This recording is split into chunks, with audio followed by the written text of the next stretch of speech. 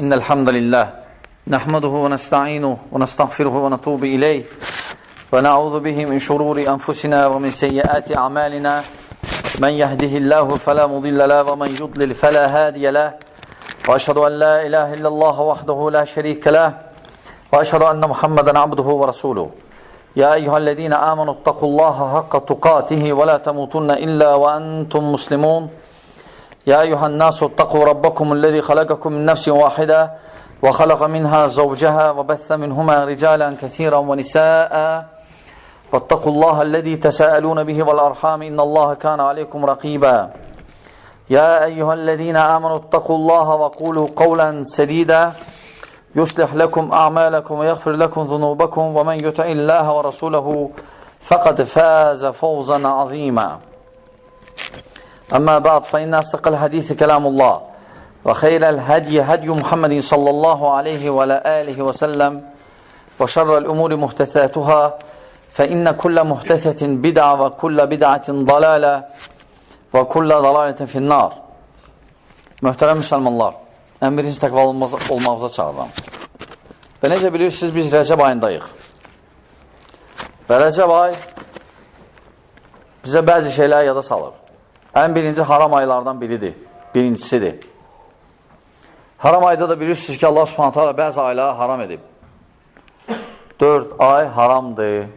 Yəni o vaxtı müsəlmanlar hücuma, başlaya bilməzlər, müharibəyə başlaya bilməzlər və həmçinin özlərinə əziyyət vermək olmaz. O aylar da ən birincisi Rəcəbdir, sonra gəlir Zilhiccə, sonra Zilqadə, sonra Məhərrəm. Məhərrəm ayda necə bilirsiniz ki, özünüzə zülm etmək olmaz. Bu, Tövbə surəsi 36-cı ayda keçir. Və həmçinin Ramazan ayı bizə bidəti yada salır. Çünki bilirsiniz ki, müsəlmanların çoxsansı ki, bilmirlər, Rəcəb ayında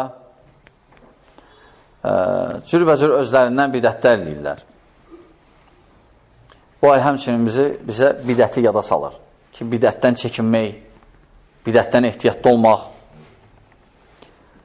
Allah Subhanahu taala bizə bu ayları yaradıb və bəzi aylarda bizə bəzi ibadətlər verib, xüsusiləşdirib bəzən. Ki, onunla biz günahlarımızı yuyaq, xətalarımızı yuyaq, savablarımızı artıraq, öz nəfsimizi xulası islah edək. Və məsələn, Allah Subhanahu taala bir ay seçib, kamil, bütün bir ayı oruç üçün, Ramazan ayın. Və ya bir ayı seçib həc eləməyə, həc ancaq o aydadır. Və ya məsələn, ayın bəzi günlərini seçib, oruç tutmaq üçün və ya gecə namazı, elə vitr daxildir ona və ya qurban kəsmək, qurban bayramında və ya uşaq doğulanda əqiq kəsmək, yəni əqiq adlanır o qurban, qoyun kəsmək, əqiq adlanır. Bunlar hamısı ibadətlərdir, qardaşlar. Bunlar hamısı şəriət deyib. Və bu da Allah Taala'dan neymətdir. Həqiqətdə, əslində ibadətlər Allah Taala tərəfindən neymətdir. Və qul üçün fürsətdir ki, günahların yusun, onunla dərəcələrini artırsın, savabın. Məsələn, Peyğəmbər sallallahu aleyhi ve sellem buyurur ki, Mən samə Ramadan imanən və ihtisəbə Ğufirə ləhu mə təqaddəmə min zəmbi. Buxari Müslim rivayət edib. Yəni, kim Ramazanı imanla və savaba nail olmaqla keçirsə, yəni orucla tutsa bu orucu, Allah Subhanahu taala onun keçmiş günahlarını yuyur. Təsəvvürlə. Və ya Peyğəmbər sallallahu aleyhi ve sellem buyurur ki, məbrur həcdən danışır və buyurur ki, onun cəzası ancaq cənnətdir. Yəni, həc necə lazımdır eləmək. Buxari Müslim rivayət edib. Və ya Ərəfə orucu və ya Aşura orucu. Peyğəmbər sallallahu aleyhi ve sellem buyurur ki, Səhih Müslimdə bir il keçmiş və bir il gələcək günahları yuyur. Təsəvvürlə. Və lakin buna baxmayaraq, insanları görürsən ki, bununla kifayətlənmirlər. Axtarırlar, güya ki, elə zənnən ki, mən savab çox qazanmaq istəyirəm. Göy ki, bunları eləyib, qutarıb, yenə istəyir. Hansı ki, bunlar eləyib, sünnədinə gəlib, olay eləsən, birinci, az deyil. Sən az gəlməsin. Və lakin onunla kifayətlənmək lazım. Lakin insanların bəziləri görürsən, bəzən insanlar deyirlər, yox. Mən məsələn, daha çox istəyirəm. Göy ki, belə zənnən ki, göy ki, savabı çox olacaq. Amma əslində böyük səhv eləyir. Əksində onu çox atmaqla, özündən ibadətlər ixtira etməklə günah qazanır. Və yaxşı nəticə də vermir. Və sələfin minhəcindən dönür. Çünki haqq yoldan çıxmaq ən böyük səbəblərindən biri budur, bu zəndir. Yəni bidətdir. Ona görə ibadət mütləq Allah və Rasulü necə deyib o cür olmalıdır. Həmçində ibadət Rəcəb ayına aiddir. Rəcəb ayında da heç bir xüsusiyyəti yoxdur. O sadəcə haram aylardan biridir. Və bəzi insanlar görürsən ki, bu ayda bəzi özlərindən ixtira və bunlar hamısı bidətdir və qəbul olunmazdır. Və ibrət bir dənə niyyətdə deyil, qardaşlar. Bəziləri deyir ki, mənim niyyətim yaxşıdır, ona görə mən bidət eləyirəm. Yəni, yaxşı bidət hətta adlandırıblar. Yaxşı eləyirəm bunu, çünki mənim niyyətim xoşdur. Yox, niyyət kifayət deyil. Həmçinin əməl də gərək sünnəyə müvafiq ola. Düzdür, niyyət əsas olsa da, əməl də sünnəyə müvafiq olmalıdır. Çünki əməlin qəbul olmaq üçün 2 dənə şərt var. Niyyət Allah üçün olmalıdır, bir də əməl Peyğəmbər sallallahu əleyhi və səlləm əməlinə uyğun. Yoxsa əməl mərduddur. Ona görə kim bidətlə Allaha yaxınlaşır, ona əməli məqbul deyil. Məqbul deyil. Ona görə Rəcəb ayında bilirsiniz də namazlar ixtira olunub, rəğaib namazları və ya məsələn oruclar ixtira olunub və bəzən görürsən ki, Rəcəb ayı girəndə Zilhəccəyə az qalır, 2 ay qalır. Bəziləri götürürlər 2 ayı hamısını oruç tuturlar. Ramazanı da oruç tuturlar, 3 ay. Əslində düzgün deyil bu. Peyğəmbər salsan belə eləməyib. Peyğəmbər sallallahu aleyhi ve sellem bir dənə pitov, bir dənə Ramazan ayı oruç tutub. Amma başqa ailə pitov oruç tutmayıb. Ona görə bu olmaz. Belə olmaz, qardaşlar. Biz geri çalışmalıyıq. Peyğəmbər sallallahu aleyhi ve sellem necə eləyib o cür? Peyğəmbər sallallahu aleyhi ve sellem necə zikr eləyib o cür eləmək lazımdır.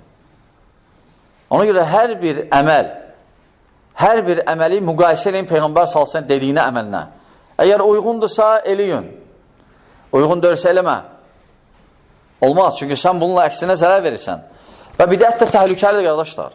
Bəzi alimlər deyirlər ki, mən razıyam, günahla, qiyamət günü Allah qarşısına çıxım, lakin bidətlə çıxmaq istəmərəm. Yəni, bidətin belə təhlükəli olmağı. Bidət yəni ixtira olunmuş.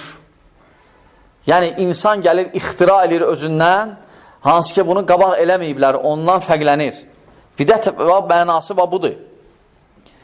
Və təbii ki, bunun səbəbləri var. Səbəblərindən də nədir? Səbəblərindən biri şişirtmək. Bidətə aparan yollardan da biri şişirtmək, hansı ki, biz keçən xütbədə də qeyd elədik ki, dini şişirtmək olmaz. Və həmçinin, qardaşlar, bidət eləyən, bidətin təhlükəliyi nədə bilinir həmçinin? Bidət eləyən şəriəti ittiham eləyir. Quranı yalan saymağa çalışır, elə çıxır, Quran yalan sayır və Peyğəmbəri ittiham eləyir, sallallahu aleyhi ve selləmi. Çünki elə çıxır ki, din hələm kamil deyilmiş. Biri gələcək, hələm dini kamilləşdirəcək. Allah subhanətlə Quranda buyurur ki, Maidə surəsi 3-cü ayə, Əl-yom əkmaltu ləkum dinəkum. Hələ əyə, bugün sizin dininizi kamil etdik. Bidətçi gələndə yeni bir dənə şey, deməli, demək istəyir ki, bu ayə düzgün deyil. Ona görə bidətçilərdə deyəndə ki, bu ayənin bir dənə şərh elə yoxdur. Onlarda bu ayənin təfsiri yoxdur. Deyirsən ki, yaxşı bir dənə bunu şərh elə. Allah Teala deyib ki, bugün sənin dinin kamil oldu. Bir dənə bunu şərh elə, yoxdur. Həmçində Peyğəmbər salsın ittiham eləyir. Peyğəmbər salsın vəzifəsi o idi ki, dini çatdıra. Nə lazım idi deyib bizə. Əgər yox, sən gəlib nəsə eləyirsənsə, deməli, Peyğəmbər salsın ittiham eləyirsən, Peyğəmbər salsın Peyğəmbərliyi yerinə yetirməyib. Ona görə gör necə təhlükədir. Bidət eləmək. Ona görə İmam Malik nə deyir? Rahiməhullah, İmam Malik buyurur ki, kim İslamda bidət eləsə və görsə ki, bu yaxşıdır, gözəl bidətdir və elə onu demək istəyir ki, Peyğəmbər sallallahu aleyhi ve sellem Peyğəmbərliyinə xəyanət edeyim. Çünki Allah subhanahu teala buyurub, Əl-yevmə əkməltu ləkum dinəkum, bugün sizin dininizi kamil etdik. Və əgər bir şey o vaxtı dindən deyildisə, bugün də dindən deyil. Necə ola bilər? O vaxt bu dindən belə eləmirdilər. Necə oldu? Din oldu indi. Əgər bir şey o vaxtı dindən deyildisə, bugün də dindən sayılmır. İmam Malik deyir, rahiməhullah. Həmçinin qardaşlar, təbii ki, bidəti olmağın səbəbləri var. Səbəblərindən biri cahillik, savadsızlıq və ya şişirtmək dində dini əhkamları, məsələləri düzgün başa düşməmək, düzgün oxumamaq, düzgün istifadə eləməmək, məsələlər düzgün yanaşmamaq. Çünki bizdə məsələr, qardaşlar, əsas nədir? Kitab və sünnə və icma. Və həmçinin bidətin səbəblərindən həmçinin insan belə gəlir. Yəni, bunun xoşuna belə gəlir. Və ya məsələn, xəstəliklər, başdan məsələn, xəstə olmaq insanın və ya məsələn, ağlı üstün sağlamaq, şəriətdən üstün eləmək. Demək ki, mənə elə gəlir ki, belədir. Olmaz, ağlın həddi var. Ağıl hər şey dərk eləyə bilməz. Ağıl hər şey dərk eləyə bilməz. Amma bidətçinin isə, bidətin hökmü təbii ki, qəbul olunmazdır, mərduddur. Kim bidətlə nələrsə eləyir, Allaha yaxınlaşmaq üçün ona əməli qəbul olunmur. Ona görə Ayşə radiyallahu anh möminlərin anısı buyurur ki, Səhih Müslimdə, buyurur ki, mən əhdəsə fi əmrinə hədə mə leysə minhu fəhuvə rad. İmam Müslim rivayət edir və hədis məşhurdur. Yəni, kim bizdən sonra nəsə bizə, əmrimizə müxalif bir şey desə, o bizdən deyil. Yəni, o qəbul olunmaz, o mərduddur. Ona görə bu hədis əsas şəriyyəti başa düşmək üçün əsaslardan biridir. İmam Nəvəvi deyir ki, rahiməhullah, bu hədisin şərhində bəs buyurur ki, bu hədisi əzbərlənməlidir və tətbiq olunmalıdır. Daima xüsusən də şəriyyətə müxalif olan şeylər, münkərləri, bidətləri batil eləmək üçün, inkar eləmək üçün. Görürsünüz, İmam Nəvəvi deyir, rahiməhullah. Ona görə həmçinin bidəti öyrənmək də lazımdır. Çünki biz bir şeyi bilmədən dərk elə bilməyəcəyik və bilə də bilməyəcəyik. Biləndən sonra gərək eləyək. Bizə əmr olunub ki, bir şey eləməmişdən qabaq bilək. Və həmçinin də qadağanları da bilmək lazımdır ki, ondan çəkinək. Ona görə Qatada radiyallahu anh, rahiməhullah, buyurur ki, əgər bir kişi bidət eləyirsə, onu yadına salmaq lazımdır. Tərk eləməsə, ondan uzaqlaşmaq lazımdır və uzaqlaşdırmaq lazımdır. Və həmçinin, qardaşlar, bilmək lazımdır ki, sünnədə az əməl bidətdir, çox əməldən əfzəldir, yaxşıdır. Ona görə Salam ibn Süleym deyir ki, Əbul-Əhvas mənə deyir ki, ya sələm, deyir ki, sünnəyə uyğun yatmaq, yəni sünnə deniz gəlib o cür yatsan, gecəni bidətlə, ibadətlə keçirməkdən yaxşıdır. Yəni, təsəvvürlə, bu sadəcə sünnədən uyğun yatdı. Necə gəlib Peyğəmbər salsam yatmağa, o cür yatsın, bidətçi bütün gecəni ibadət eləməkdən yaxşıdır. Nədir bidətinə görə? Və ona görə, qardaşlar, yəni bu məsələ ciddi məsələdir, ehtiyatlı olun, çalışın dində nəyisə ixtira eləməyin, onlarla oturmayın və İbn-i Qeym rahimehullah buyurur ki, bəzi sələflər deyərdilər ki, hansı bir əməl etdinsə, onu iki şeylə müqayisə elə, bilginlə və sonra etkinlə. Ən birinci nə üçün, nəyə görə edirsən bunu və necə edirsən bunu? Nəyə görə edirsən və nə üçün edirsən? İki sualdır. Birinci, nəyə görə edirsən? Yəni, Allah üçün edirsən, yoxsa öz havava görə, öz mənfəətivə görə və ya öz başqa şey görə. Allah üçün edirsənsə elə. İkinci sual, necə edirsən? Yəni, Peyğəmbər sallallahu aleyhi ve sellem deyən kimi eləyirsənsə eləyək. Yox, əgər Peyğəmbər sallallahu aleyhi ve sellemə deyən kimi eləmirsənsə, yəni qəbul etmirik bunu. Ona görə bax, nəyə görə və necə? Bu iki sualla həmişə əməli və baxkinə. Və bilginən ki, Peyğəmbər sallallahu aleyhi ve sellem buyurub ki, bidət, hər bir bidət zəlalətdir, bidətin yaxşısı yoxdur Hər bir bidət zəlalətdir və hər bidət də oddur. Yəni, biz görürük ki, bidət böyük günahlardandır. Bidət eləmək böyük günahdır. Və cəhənnəmə aparır. Peyğəmbər sallallahu buyurur ki, hər bir bidət zəlalətdir və hər zəlalət də oddur. Ona görə İbn Ömər radiyallahu anhuma buyurur ki, hər bidət zəlalətdir, baxmayaraq insanlar onu yaxşı görsələr belə. İnsanlar onu yaxşı görsələr də o bidəti, hər bidət zəlalətdir, xeyri yoxdur yəni. Və bidətin də nəticələri çox pisdir. Və ən birinci, hər bir şərin qapısıdır. Hər bir şərin əslidir. Və həmçinin bidət gəldikcə sünnətlər gedir. Yəni, kim bidət eləyir, sünnət əməllər gedir, yaddan çıxır. Lakin kim sünnəti çoxaldır, bidətlər azalır. Ona görə çalışmaq lazım sünnət əməlləri çox eləmək. Və həmçinin bidətin təsirlərindən müsəlmanları bölür. Çünki firqələrin çıxmağı məhz bidətə görə oldu. Ən birinci kimlər çıxdı? Xavariclər təkfiri şişirtdilər. Hökmanlığa düzgün başa düşmədilər. Bidətçəsinə başa düşdülər. Nə oldu? Azdılar. Və hər kəs belədir. Kim azır, təbii ki, yalnız bidətin səbəblərindən biri olur. Ona görə əlac nədir, qardaşlar? Əlac nədir bidətdən qurtarmağa? Sələfi salihin minhəcinə gedmək. Üslubuna, əsasına və qaydasına. Və haqq yol budur, qardaşlar. Necə Peyğəmbər sallallahu aleyhi ve sellem buyurdu ki, ümmətim 73 yerə bölünəcək, Yahudilər 71 yerə bölünmüşdür, 70-i cəhənnəmli, biri cənnətdir, Nəsranilər 72 yerə bölünəcək, 71-i cəhənnəmli, biri cənnətdir və mənim ümmətim 73 yerə bölünəcək, 72 cəhənnəmli, bir dənə birindən başqa sahabələr soruşdular ki, ya Rasulallah, o biri hansıdır? Bir rivayətdə gəlir ki, o biri cəmaat olandır, cəmaat olan, başqa rivayətdə o cəmaatı şərh edir. Deyir ki, mənim və mənim sahabələrim yolundan gedirsən. Və haqq budur, qardaşlar. Allah subhanət hələ bizi bidətdən qorunmağa kömək olsun. Allah subhanət hələ bizi dində sabit etsin.